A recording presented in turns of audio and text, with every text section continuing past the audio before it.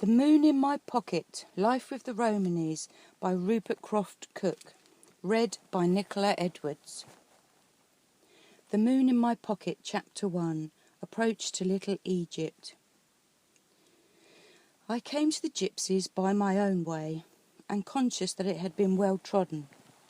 Of Borrow I knew something, but of his successors in gypsy law nothing at all. It was not until after I had lived and travelled for some months with a Romany, and had laboriously compiled a list of the words he used, that I heard, for instance, of Smart and Crofton's good dictionary, and found that few of them were in it. But my pursuit was a guileless one, followed for no motive but that of happiness. It is true that I did eventually write a novel about gypsies, or about the half-bred gypsies of the home counties and the small fairground, but I lived with them because I liked it, and was wholly at ease in their company, and found England a pleasanter place when viewed from the half-door of a waggon. There was nothing literary in my frank delight in the humours of the race, in gypsy ways and words, in gypsy cunning and character. Though I turn to account the knowledge gained, though I am doing so again in this book, though I may always have known that I should do so, I was no professional observer as I sat with these, my friends, round a wood fire, no conscious reporter in search of a story. Life is sweet, says Mr. Petulengro in the most anthologised passage of Borrow, and life, the everyday business of waking, washing, eating, walking, getting food, talking, drinking and sleeping again, life, when it is followed with gypsies, is far too sweet, with a moment-to-moment sweetness, to be corrupted by criticism, to be spoilt by detachment. Among gypsies I was no Lavengro, no word man. I was far too happy.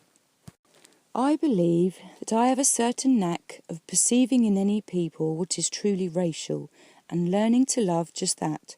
I felt this in Spain, in India and in France. Indeed, I had only to remain long enough in any country to find myself enchanted by the characteristics of the people. But with none has the spell been as potent as with the Romanies.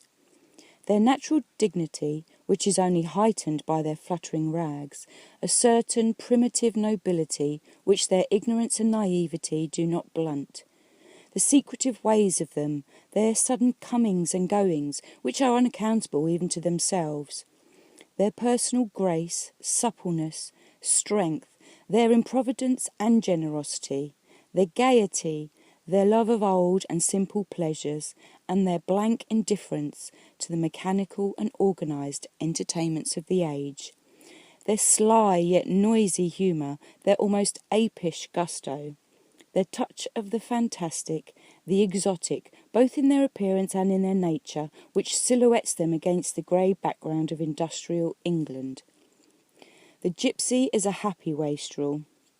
We have laboured obstinately to build up the hideous and gigantic machinery of modern life, and must now labour even harder to maintain it. Against this mass stupidity he is the only Protestant. He is no conscious rebel.